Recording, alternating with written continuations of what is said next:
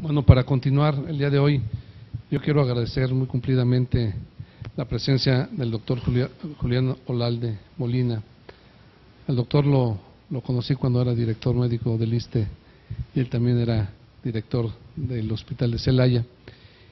Y después lo escuché dar una conferencia de este tipo y la verdad que a mí me dejó sorprendido por sus conocimientos y por su memoria.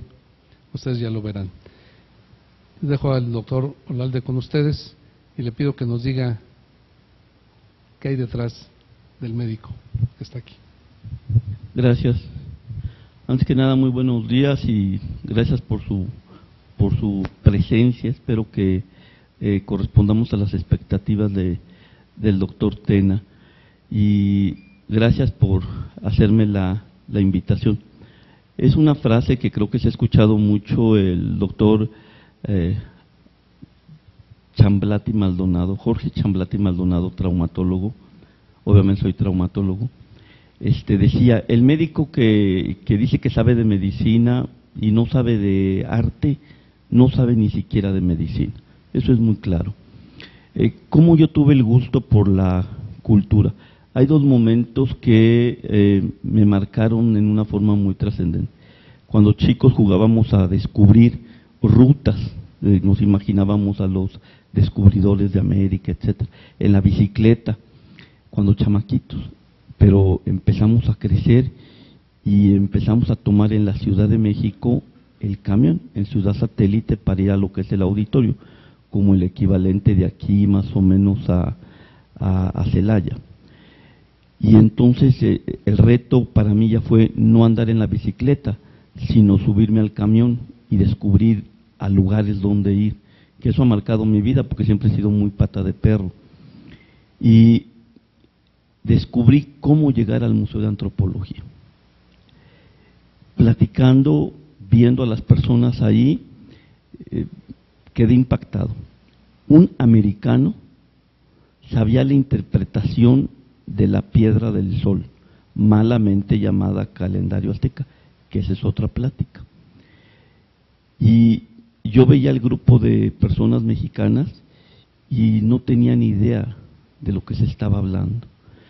Yo dije, no es posible que un país tan rico y nosotros no tengamos el conocimiento más básico acerca de nuestras raíces, de nuestra cultura. Posteriormente tuve la oportunidad de ir a La Habana y hacer un curso de fijadores externos. Pero una tarde, lo que se llamaban los sábados rojos, fuimos a pelarnos con mis compañeros de cuarto, un peruano y un boliviano, y pues sorpresa que llegamos ahí a la peluquería, y pues no había peluquero, estaba cerrado porque estaban en un sábado rojo, y fueron a construir, el gobierno les había dado unos ladrillos, y fueron a construir un cuarto de un vecino, y pues fuimos a ver si el peluquero, terminando sus actividades, quería pelarnos. Pues no, llegamos ya a las 5 de la tarde, estaban en un fogón con un ron de 3 años, en ese tiempo era un lujo, y tortillas. Y ahí lo digo categóricamente, me enamoré de un hombre negro, pelocano, un maestro que andaba en la jornada. Ese hombre tenía la capacidad de platicar y de enamorar con su plática, de cautivar. Y lo que me enseñó, lo que platicó en esa tarde, en ese fogón, fue la historia de México, de la revolución y de la conquista. Y yo no tenía ni idea de qué estábamos hablando, lo básico. Sentí mucha pena y regresando de La Habana fue mi propósito, que ya había sido marcado en la infancia, pero ese fue el detonador por tomar el gusto de saber un poquito acerca de la historia de Mesoamérica.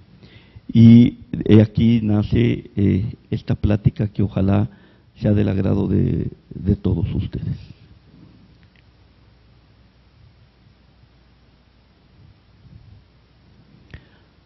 Amo el canto del cenzontle, ave de 400 trinos. Amo el verde del jade y el enervante perfume de las flores. Sin embargo, amo más a mi hermano el hombre. Mesoamérica, para el conocimiento de nosotros y ubicarnos rápidamente, es todo lo que está en naranja y se prolonga un poco hacia lo que es la parte de Centroamérica. Obviamente, la mayor parte de esto dominado por los aztecas. Solamente hubo un pueblo que los aztecas no pudieron dominar, que fue lo que hoy es Michoacán. Los tarascos no permitieron ser dominados por los aztecas. Vivieron rodeados de estos, pero jamás pagaron tributo.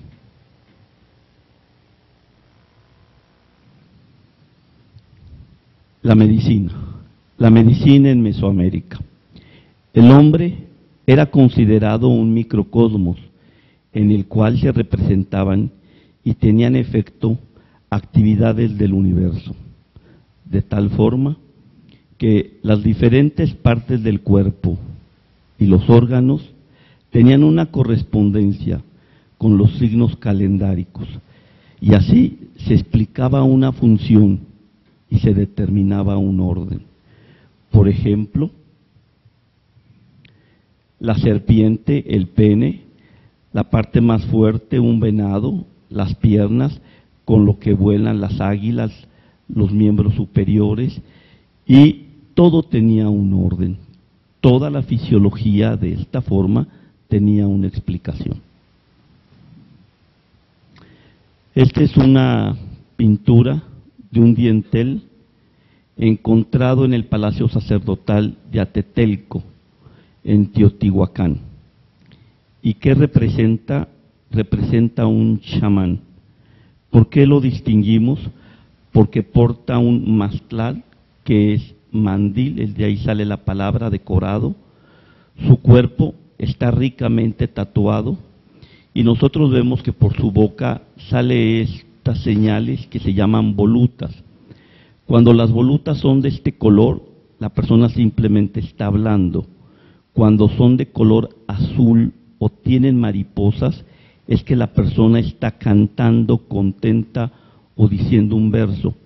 Cuando las volutas son de color rojo, es que la persona está enojada. En la parte inferior vemos una deformidad llamada pie equinovaro, mejor conocida como pie bot. Es muy característico que los médicos que recibían el nombre de chamanes, hago la aclaración, la palabra chamán viene de Siberia, de una parte de Siberia, pero se popularizó y se hizo universal.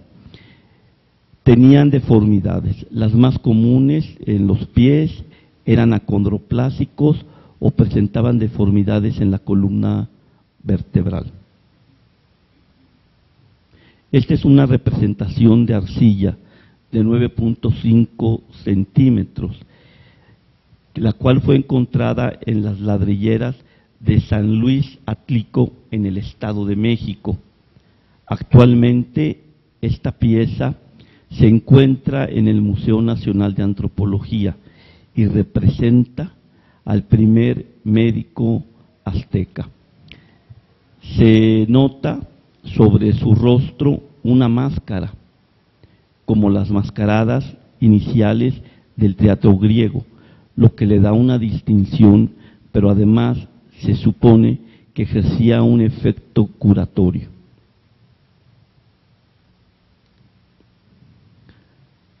Bernardino de Sahagún, Fray Bernardino de Sahagún llega a México, a lo que es España, la Nueva España, que sería la Nueva España, en 1529. En 1558 termina su obra magna, titulada La Historia General de la Nueva España, Cosas Generales de la Nueva España. Y aquí es un libro, es todo un tratado de 12 libros, y cada uno tiene diferentes capítulos, y habla de toda la vida que se llevaba a cabo en Tenochtitlán. En este pasaje menciona, y el médico que era hábil sabía de raíces, de hierbas, de frutos, de plantas, de piedras, de animales, además sabía sajar, concretar huesos, dar puntadas y podía llevar a las personas fuera de la muerte.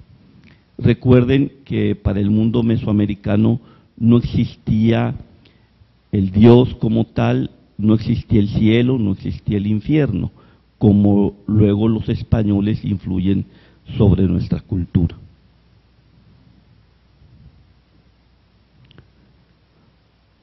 Fray Juan de Torquemada intitula un libro que se llama Monarquía Indiana, del cual tenemos el libro 2, el tomo 8, capítulo 20. Y aquí se habla de la salud pública, lo que hoy para nosotros sería la salud pública. Y entonces al pie dice, y lo que sobraba de los tributos era repartido por igual entre los pobres, sin importar que fueran casados, libres o viejos. Se representa una troje con el símbolo del maíz y en el otro extremo lo que era un hospital. Estos hospitales se atendía a las personas que no tenían recursos, lo que es el equivalente a la asistencia pública hoy en día. Y se representa de esta manera con este fogón. Estos hospitales, curiosamente, estaban distribuidos estratégicamente en las grandes ciudades, Cholula, Tlatelolco, Teotihuacán, etc.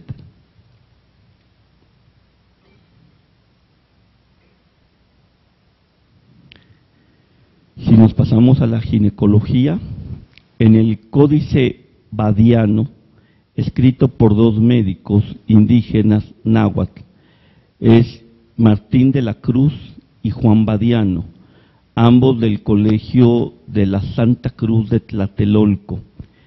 Y aunque lo escribieron dos, pues solamente recibe el nombre de Badiano, porque fue el indígena que le hizo la traducción al latín.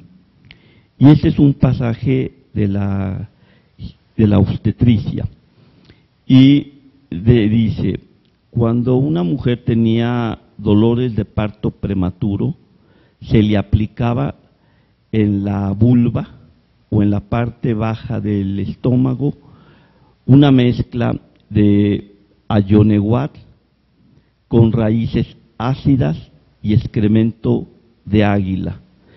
Y aquí la representación de la planta ayonehuatl, y disminuía las contracciones. Muy significativo en esta laminilla cómo tiene su pelo trenzado, pero si se fijan en la parte de enfrente tiene dos cuernos. Su pelo era trenzado con unos cordeles de color azul derivados de la planta Xutiquitl, y entonces eso era el signo de que la mujer estaba embarazada y nadie podía tocarla. Yo me recuerdo que hace 12, 15 años se les otorgó en la Secretaría de Salud por una iniciativa de Guanajuato, si no mal recuerdo, una pulsera a todas las mujeres embarazadas, donde les permitía atenderse a embarazos de alto riesgo sin distinción en el sector salud, inclusive en los particulares. Bueno, pues esa pulsera era equivalente de esos cuernos en la parte de la cabeza de las mujeres. Eran un tesoro. Necesitábamos guerreros para fortalecer nuestro imperio. La mujer era lo más sagrado. Esta es una réplica pictórica de una escultura traída de Occidente que perteneció a la colección particular de Diego Rivera, en donde vemos a una mujer embarazada cuyo producto está muerto. Recordemos la situación que vivió Diego Rivera con Frida Kahlo, nunca pudo tener hijos, tuvo infinidad de abortos, y tenía un aprecio en los escritos muy especial por esta figurilla. Decía el Códice Badiano también, dice, la partera que era hábil y sabía que el producto estaba muerto, porque éste no se meneaba en su madre y porque estaba triste, metía la mano por donde la generación y con una piedra de obsidiana cortaba al producto y lo sacaba en pedazos, lo que se llama embriotomía. En los anales de la historia se encuentra que el primer registrado en el continente americano fue en 1820 por un médico de nombre Romero. Posteriormente, en 1927, en Santa Clara, California, lo que hoy es Santa Clara, California, se hace una segunda embriotomía. No se tiene el nombre del médico. Una cultura avanzada. Finalmente se hacía con la finalidad de que la mujer no muriera y pudiera seguir embarazándose. Aunque si una mujer moría en parto, era llevada o equivalente al sol poniente con los guerreros. Eso no nos interesaba. Queríamos mujeres para tener guerreros. Era del dominio el tratamiento de las heridas. Se lavaba muy bien y posteriormente se ponía un zumo de maguey llamado ilim. Hoy se sabe que el ilim es antiflogístico. Además, otra hierba mezclada que era el tlalahuehuetl, que hoy es un astringente. Aquí vemos cómo se representa un ave, porque además se le ponía la clara de huevo. Sabemos que estimula la citopoiesis y la formación de fibroblastos. Y lo más importante, desde este momento se utilizaba la miel. La miel, sabemos que hay descritos casos maravillosos en nuestros tiempos, en la cicatrización de heridas que los pacientes han durado en hospitales meses. Bueno, los principios están basados en 2 puntos, que ellos no lo sabían, pero sin embargo lo utilizaban. La miel tiene características como el peróxido, lo cual le proporciona características bacteriostáticas inmediatas, pero muy fugaces. Pero posteriormente, por su cantidad de azúcares, la miel no deja que haya agua, y las bacterias para vivir necesitan agua. Por lo tanto, mantiene deshidratada la herida, y entonces hay muerte bacteriana. Esos son los principios. Y ellos utilizaban todos estos elementos para la cicatrización. Como buen pueblo guerrero, pues teníamos heridas de cara, nariz y labio principalmente. Tenían un principio básico, lavarlas, y lavarlas con agua. Y las suturaban con el pelo largo que tenían, y si se fijan, una punta de maguey que perforaban y utilizaban como aguja, y suturaban las narices. Le ponían miel blanca con sal para que cicatrizara sobre los puntos. Y las de los labios la hacían de igual manera, pero utilizaban otra sustancia que se llamaba meuyi, que es la que estamos viendo aquí, la representación de esta planta. Y al cortar, que el médico corte en agua, significa sajar. Si el labio quedaba fruncido, lo volvían a sajar y lo volvían a coser hasta quedar lo mejor posible. Cuidaban la estética. Cuando había un problema a nivel de la nariz era cambiada. Se ponían de cuero y de metales como el oro, y en algunos casos, cuando tenían la posibilidad social, con piedras preciosas. Practicaban lo que son las sangrías. Esta era con carácter mágico, religioso, médico, y entonces había sangrías generales como las que se representa aquí, pero también había sangrías locales de uso muy común, como veremos, en los lóbulos de los oídos y entre el primero y segundo ortejo de los pies. Estas se realizaban por especialistas que tenían el nombre de Texua Texuani. Vean todo el tatuaje era una de las especialidades más apreciadas en ese tiempo. Los árabes, la medicina árabe, en la historia de la medicina, los árabes introducen a Europa lo que son las sangrías, que fue de tanto dominio de los médicos renacentistas. Y aquí ya se llevaban a cabo. Todavía no había contacto de Europa hacia nuestro continente.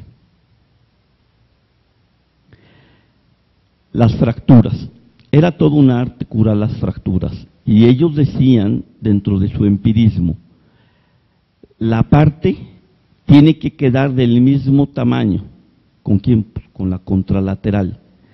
Después se ponían en una mascada, en un paño, se ponían acocotli y hierba de ané, y se ponía por 21 días envuelta la pierna con 4 palos atadas fuertemente con un cordel.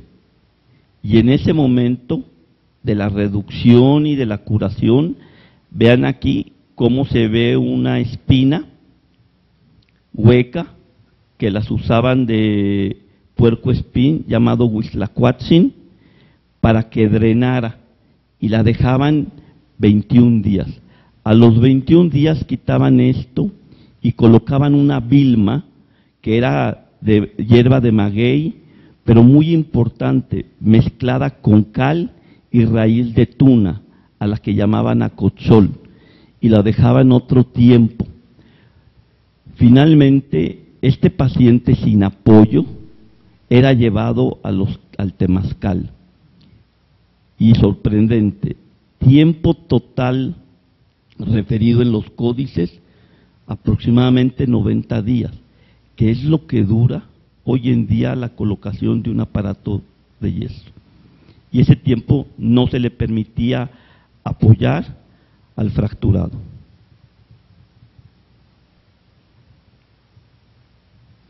No faltan espíritus cultos que tratan de criticar o han criticado la grandeza del imperio azteca. Se horrorizaban ante los sacrificios. Sin embargo, existían diferentes tipos de sacrificios. No siempre era un castigo. Había quienes eran sacrificados por su propio gusto, cuando ellos querían pedir un favor a alguna deidad, o bien cuando ellos estaban agradeciendo algún favor ya recibido. No todos los sacrificios eran contra la voluntad como pensaban los españoles. Y entonces, de esta manera, cuando hablamos, y a eso se refiere este códice florentino, que se encuentra en la biblioteca de los Médicis en Florencia, pues se puede tener acceso a él fácilmente para verlo, para tocarlo, bueno, no tocarlo, verlo en vivo, ¿de acuerdo? Y decía, llevaban muchos esclavos atados de pies y manos y los echaban al fuego. Y antes de que murieran, eran sacados a rastras para que delante de su Dios se pudiera sacar lo más preciado, el corazón. Así al pie está en el códice. Y dice, para que no sufrieran, se les espolvoreaba la cara con un polvo blanco, yautli, que hoy sabemos viene del cerro de Yautepec, hoy conocido como Cerro de la Estrella, donde se lleva año con año la representación de las 3 caídas. Pero además se conocían otros narcóticos, como el cochís. Cochís en náhuatl significa sueño.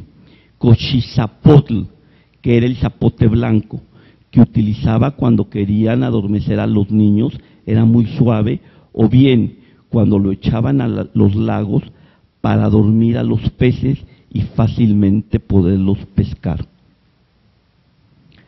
Había uno, sobre todos ellos, el tlapatl, que tenía butiliosina, o lo que hoy se conoce como butiliosina, escopolamina y atropina. Sabemos hoy de sus propiedades que disminuyen el sistema nervioso central, anticolinérgicos, tienen una serie de efectos que finalmente hacían que el paciente estuviera sedado. Cuando había un desmayo común, ellos aplicaban el haz. El haz es el hueso del mamey, lo cortaban tan delgado como una uña y lo ponían debajo de la lengua. No sabían de la capacidad de la vascularidad sublingual, pero ahí lo colocaban durante 24 horas. Lo sacaban y en ayuno daban testículos de gallipollo bañados en vino del país, que era el pulque, y se daba en ayuno por 9 mañanas para un desmayo común. Cuando el paciente caía bruscamente al suelo, se meneaba y echaba espuma por la boca, se utilizaba otro tratamiento. Y entonces predominaba las astas de venado que se ponían a tostar y quemadas se les daba. Hoy sabemos que las astas de venado tienen un componente similar al ácido valproico. Entonces era un anticonvulsivo. Se utilizaba también el vino del país, la hiel de perro y los testículos de gallipollo. Y cosa curiosa, sabían que una persona que convulsionaba no la podían dejar sola, siempre la andaban cuidando.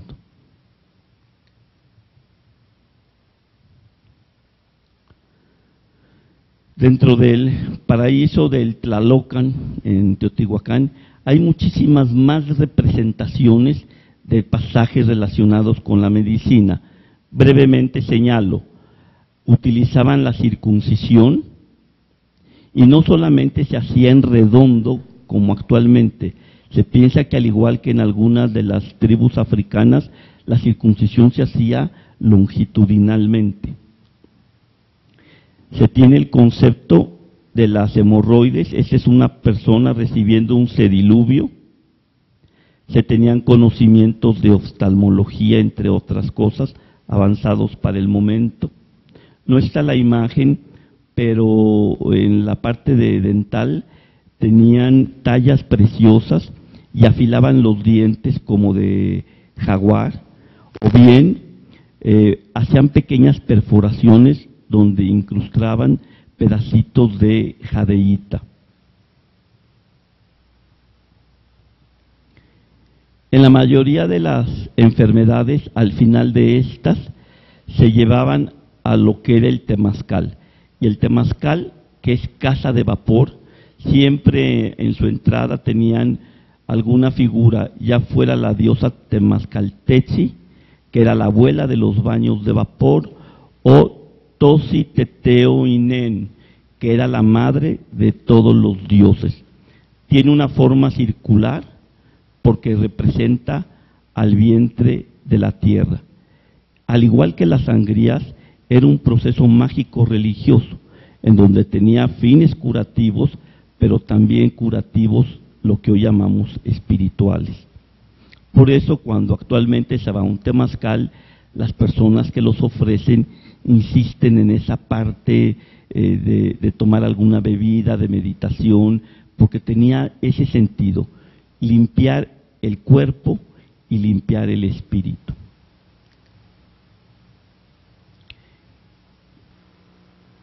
¿Cómo funcionaba? Bueno, se introducía en este círculo que veríamos aquí, y entonces había un fogón en donde se calentaban piedras de tezontle y se le echaba agua, y eso era el hornillo que generaba todo el vapor. Era muy común que en el temazcal entrara una persona siempre del sexo opuesto, y las plantas con que se golpeaban suavemente el cuerpo de las personas eran de tipo medicinal. Muy recomendado para posparto y se usaba muy suavemente para no generar un problema en el recién nacido. Si ustedes actualmente van a un temazcal, son muy fuertes, estaban regulados. Además se utilizaban para la ortopedia, cuando había picaduras de animales ponzoñosos, para el regreso de la guerra, como parte de la higiene personal. El temazcal tenía mucha aceptación como parte de la limpieza. Recordemos que los españoles no eran tan limpios como lo eran los aztecas. Y el nombre correcto es temazcali. Cali, todo lo que vean con Cali es casa, temazcali. Malamente hoy cuando los anuncian dicen temazcales. En náhuatl no existe la S. Cuando quieres tú hablar en plural tienes que encontrar la palabra M. Entonces es temazcalme cuando hablamos de un conjunto.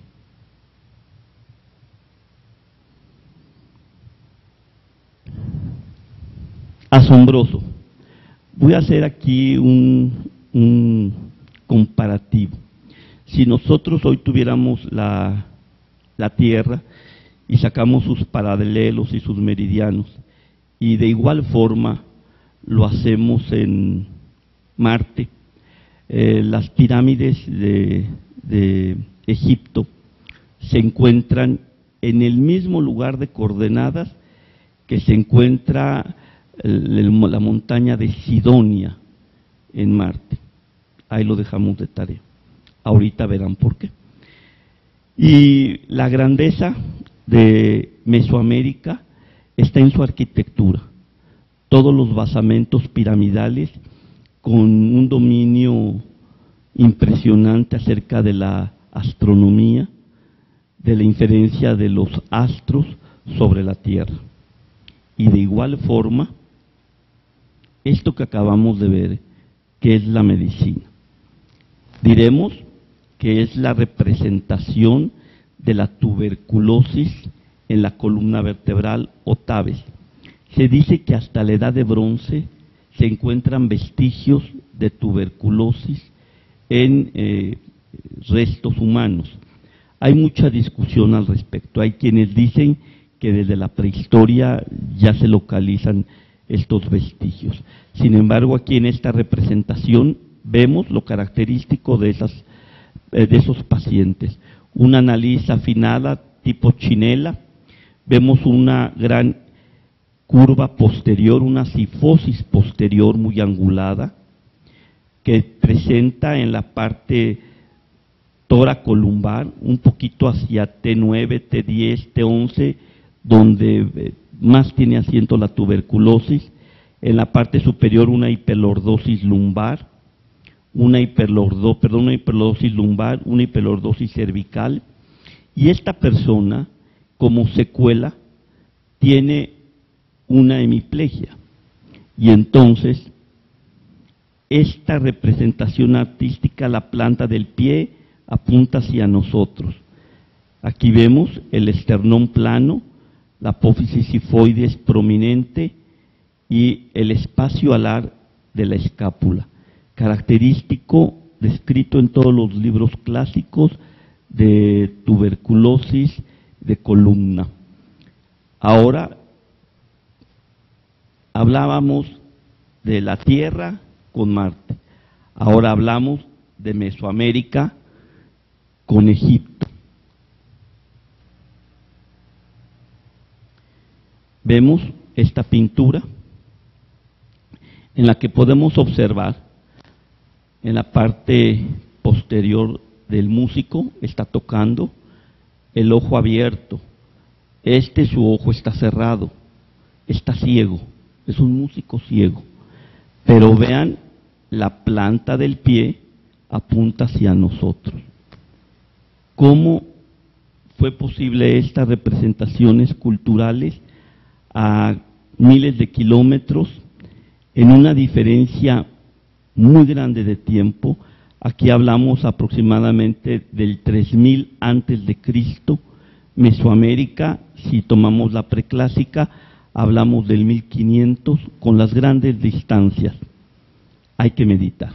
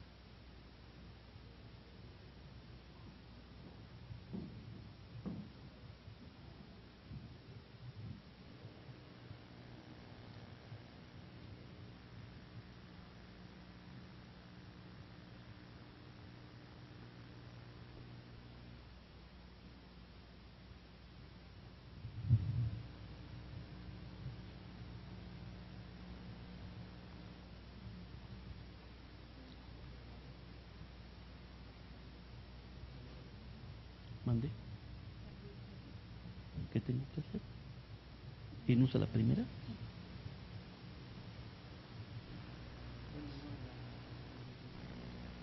Ya está.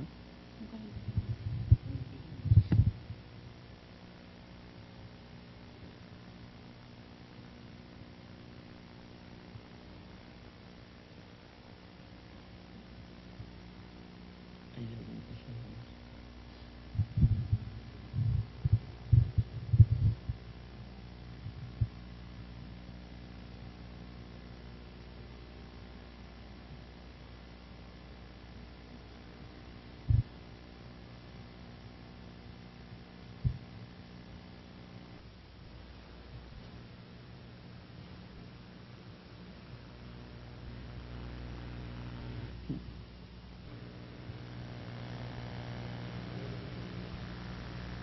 Bueno, así se ve.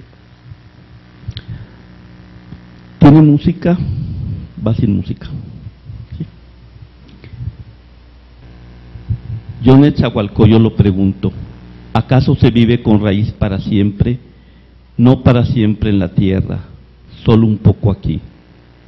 Aunque sea de jade se quiebra, aunque sea de oro se rompe, aunque sea de pluma de quetzal se desgarra, no para siempre en la tierra, solo un poco aquí.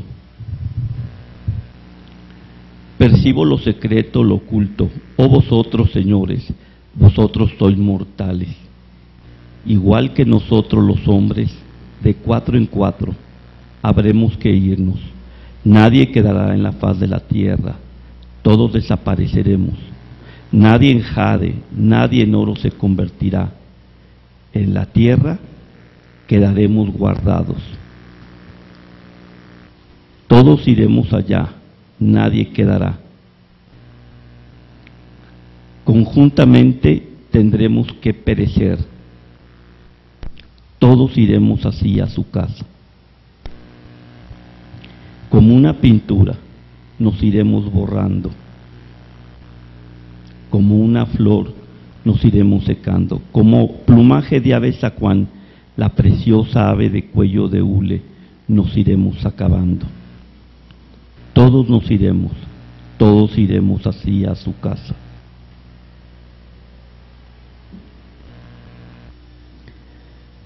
Se acercó aquí, hace giros la tristeza de los que en su interior viven, meditadlo. Meditadlo, señores tigre, señores águila, aunque fueras de jade, aunque fueras de oro, todos iremos al lugar de los descarnados. Nadie habrá de quedar. Todos iremos así a su casa. Estoy embriagado, lloro, pienso, digo, y en mi interior lo encuentro. Si yo nunca muriera, si yo no desapareciera, allá donde no hay muerte, allá donde ella es conquistada, que allá vaya yo. Mas ¿a dónde iremos? Donde la muerte no existe, y por eso viviré llorando. que tu corazón se enderece, porque aquí en la faz de la tierra nadie vivirá para siempre. Aún los príncipes a morir venimos, los bultos funerarios se queman. Que tu corazón se enderece, porque aquí nadie vivirá para siempre.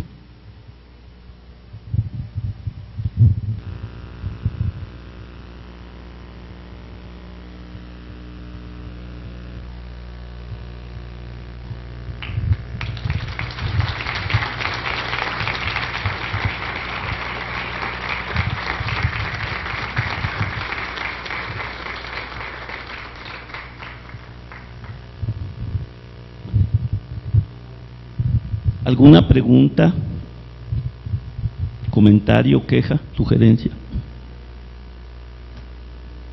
Gracias.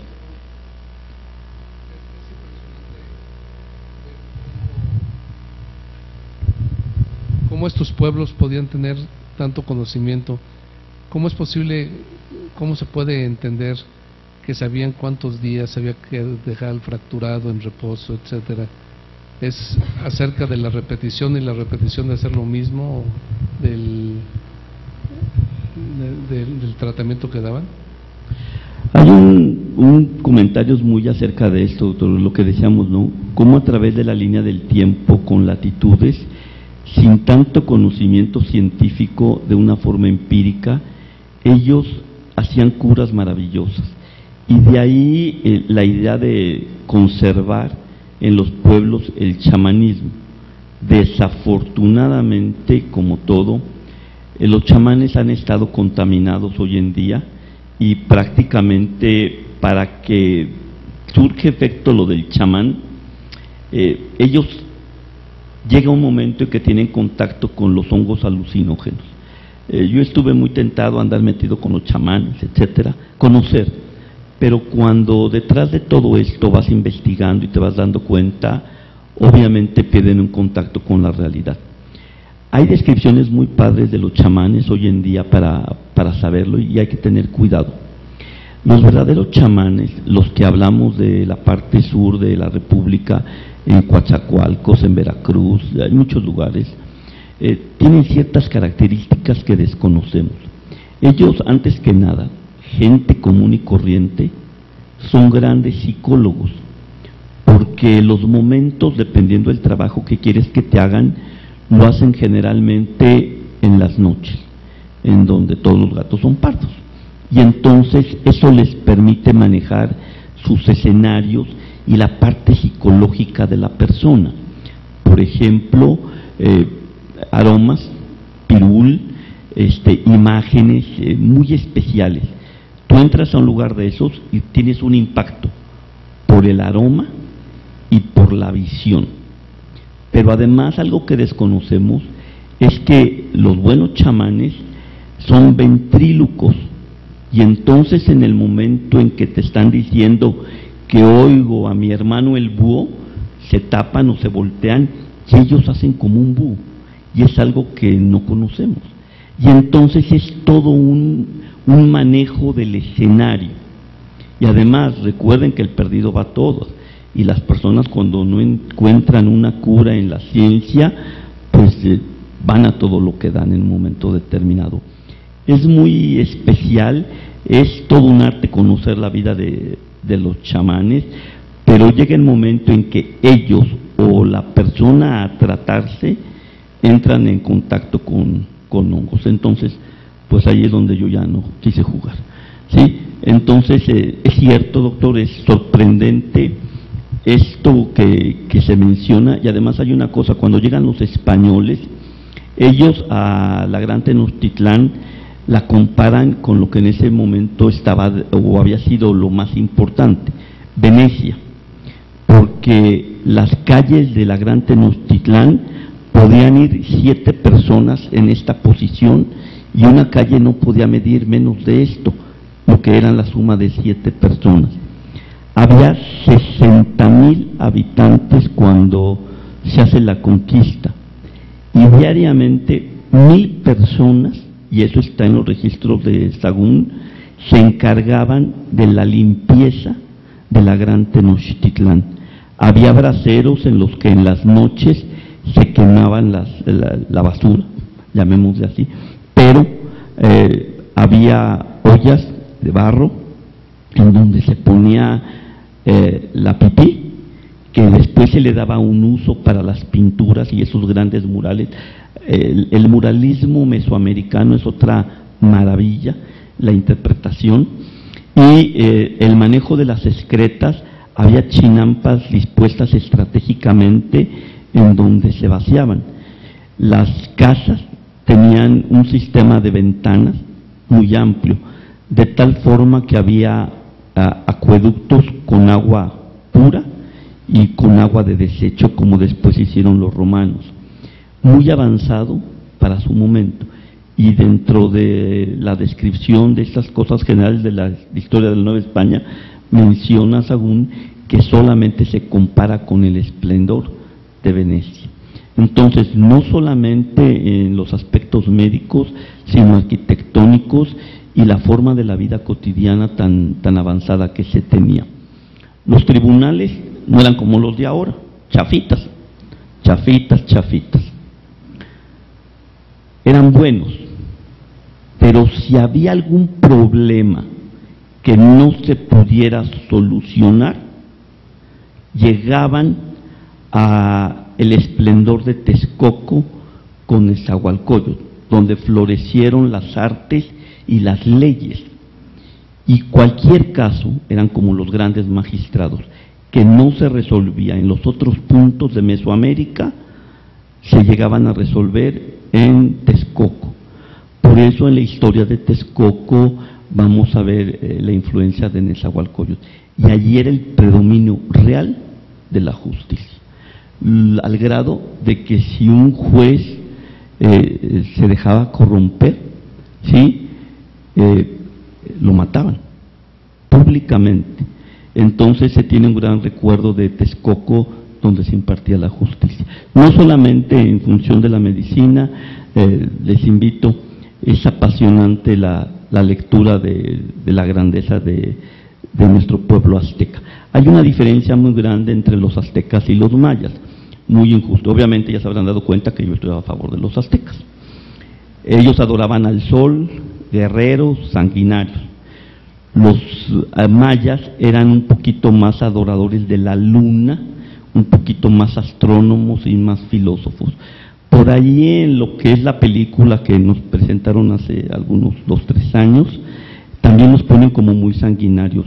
El pueblo maya no era con esas características, eso corresponde un poquito más hacia los aztecas.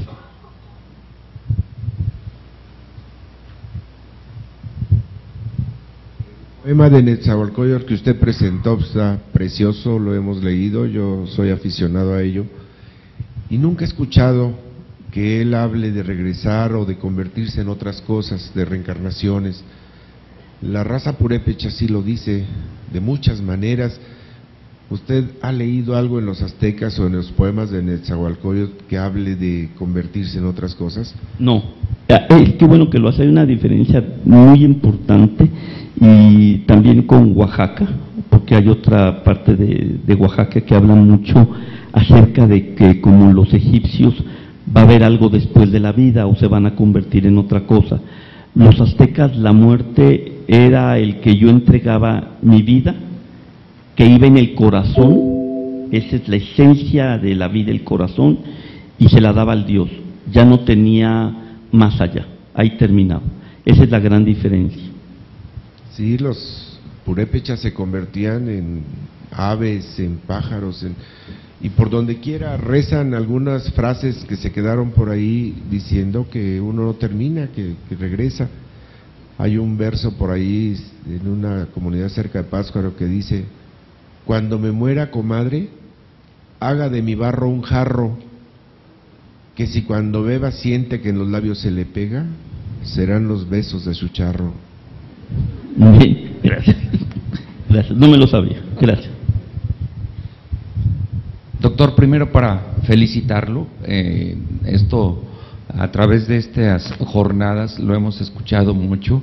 Los doctores creemos que somos más doctores cuando manejamos más ciencia, y cuando la ciencia se va haciendo chiquita, chiquita, chiquita, chiquita, chiquita, y me refiero, por ejemplo, ya no hay oftalmólogo de retina, de lagrimal, se va haciendo más pequeño. Y el doctor no es doctor si no tiene cultura, lo acaba de decir. Lo felicito, primero porque es doctor, segundo porque ha dedicado parte de su vida a estudiar este tema tan apasionante que es Mesoamérica. Quiero hacer dos consideraciones nada más. Claro, el tema lo enfocó básicamente a los mexicas, a esa última de las 7 tribus que venían del Aztlán, pero Mesoamérica caminó por cientos de miles de años. Cuando los aztecas llegaron a Tenochtitlan, Teotihuacán tenía cerca de 200 años abandonado, de tal forma que no sabemos mucho de los teotihuacanos, ni qué hablaban, ni qué profesaban. Sabemos mucho de los aztecas, pero de las demás tribus, menos de los olmecas en San Lorenzo, en Tres Zapotes, en La Venta, que fue de 250 a 300 años antes de Cristo, y ya manejaban el cero, y que las culturas egipcias y las culturas occidentales no manejaban el cero, y muchas otras cosas. Primero, felicitarlo. Segundo, nada más hacer esa observación. Hablamos de un pequeñito tiempo de Mesoamérica, que fue de los mexicas, de los aztecas, pero tenemos que hablar de olmecas, mayas, toltecas, zapotecas, que son cientos de años de separados de tiempo, pero muy parecidos en todo. Y en respuesta a lo que preguntaba el doctor Tena, todos ellos ya manejaban por experiencia, como él lo mencionaba también, se pasaban los conocimientos de muchas de las curas de las enfermedades, de muchas de las plantas que usaban para las pinturas. Eran experiencias de gente que sobresalía. Había 3 clases sociales, recuérdenlo, desde los sacerdotes, los militares y el pueblo en general, gente que se dedicaba a estudiar y a hacer cosas que con el tiempo venían siendo una tradición, pero era verdadera ciencia, el arte de la medicina en Mesoamérica. Muchas felicidades, doctor, por aficionarse a esto. Gracias. Tengo el comentario. La medicina se transmitía de padre a hijo. Yo, hijo, no podía ejercer la medicina hasta que mi padre no falleciera. Además, iba a las escuelas, al Calmecá, etcétera. Pero yo no podía ejercerla hasta que mi padre no hubiera fallecido. Gracias.